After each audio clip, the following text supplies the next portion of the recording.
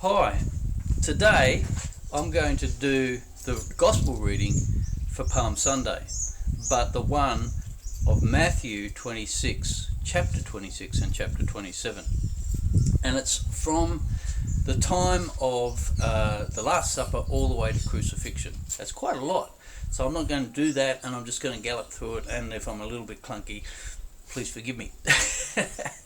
So, here we go. Jesus, at the Last Supper, knows that he's going to get killed. He actually says so. And he says, my time is near. And then he says, someone's going to betray me. And we know that's Judas.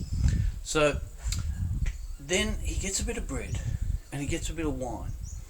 And he says, this is my blood, the new covenant poured out for you.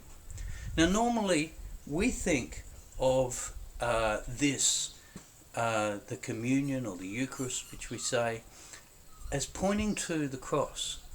But actually, Jesus is pointing back to the old covenant. This new covenant stuff they hadn't heard of before.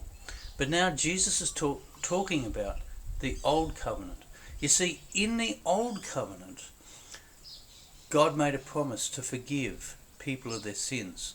And to do this, the high priest would get a sacrifice and he'd get the blood and he'd go into the Holy of Holies and he'd sprinkle it in the Holy of Holies. But he'd go through this veil, this big veil that surrounded the Holy of Holies. And it was for the atonement, or what is actually called for forgiveness of their sins. And they did this every year. So he's saying he's the new covenant now. But it's to do with the cross. It's to do with what is going to happen to him when he is killed. The disciples don't know this yet. But so they go to the Garden of Gethsemane. And in the Garden of Gethsemane, he prays. One of the most significant things that he says in his prayer is, Father, not my will, but yours be done. And what he is saying there is that this is God's plan all along. Right from when he was born, it has been God's purpose to bring Jesus to this very point, this very time. And we might recognize that same prayer when we say the Lord's Prayer, thy will be done, thy kingdom come, thy will be done. So suddenly there's all these priests with soldiers and they come and arrest Jesus. And Peter gets a sword and chops the ear off one of them.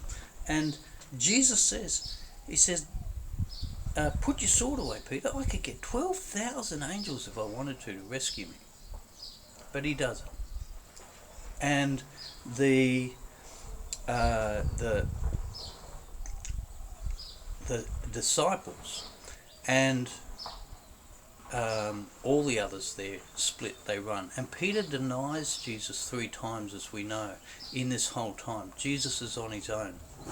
And so the Sanhedrin judge, they already worked this out. They're going to judge him guilty and they're going to kill him. And the Sanhedrin are the chief priests and the scribes and the Pharisees. And and the top chief priest is Caiaphas. And Caiaphas says, he says way back, it's better to kill Jesus for the whole nation. But he doesn't realise what he's saying in saying that. He will later on. But then Judas realises that he's made this monumental stuff up. You see, he followed Jesus for political reasons, thinking Jesus is going to take over Israel and be the king of Israel. And so he sets Jesus up. This is what the betrayal is all about. But Jesus doesn't do anything. And not only that, he doesn't defend himself, and he realises it's a big mistake. And he goes back to the priests and the scribes and the Pharisees, and he says, take your money back. He throws it on the floor, and they says, what is it to us? You bear the responsibility, they said. You bear the responsibility. And as we know, he took his life. So then the priests, they bring Jesus to Pilate, and Pilate sees the game that they're playing. You see, they want Pilate to judge Jesus as guilty. But Pilate's not going to get into their little religious games, and he says he decides to turn the game onto them. And he gets the most notorious criminal, and he stands him up there and says, "What do you want, Barabbas or this man called Jesus, the Christ, who is innocent?" And of course they choose Barabbas. And when they choose Barabbas, Pilate says exactly the same things the priest said to Judas. You bear the responsibility. And they say, his blood be on us and on our children. So Jesus is whipped, beaten, and mocked, and ultimately he's nailed to a cross. Now, during that time, there's a great darkness that came over Jerusalem, which had lasted for about 3 hours. But then when Jesus finally gives up his spirit, there's this mighty earthquake. And in the temple, where the Holy of Holies is, that veil is rent in two. And a centurion standing there is looking at Jesus. He's looking at what happens.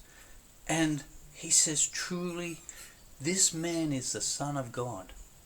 Now, you've got to understand, a centurion is not a Jew. He's a Gentile, and he's claiming Jesus as the Son of God.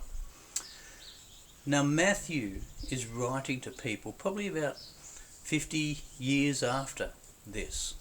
And what Matthew is bringing out here is the significance of what has happened in this new covenant situation. You see, Jesus in dying, and the cross being rent in two, and the centurion claiming, this Gentile soldier claiming Jesus to be the Son of God, it makes this point that the way to God for forgiveness of sins, to live a new resurrected life, which is ultimately what Jesus intends for us, is now open for all of us. We are now participants in this amazing thing, and this is the message that Matthew's bringing across and that we can receive as well. Thank you, and I'm going to catch up with you on Maundy Thursday. It's all about washing feet at the Last Supper, written by John, and also on Good Friday, which is about the death of Jesus and what that is all about as well. So we're getting in the hot place now. We're getting hotter and hotter for Easter, and so I just want to say, my peace I give to you. This is what Jesus actually says. My peace I give to you. Do not let your hearts be troubled. Especially at a time like this. So peace to you. And may God's peace surpass all our minds and our hearts that try and work all this out. And may his grace be with you as you walk in him. Amen.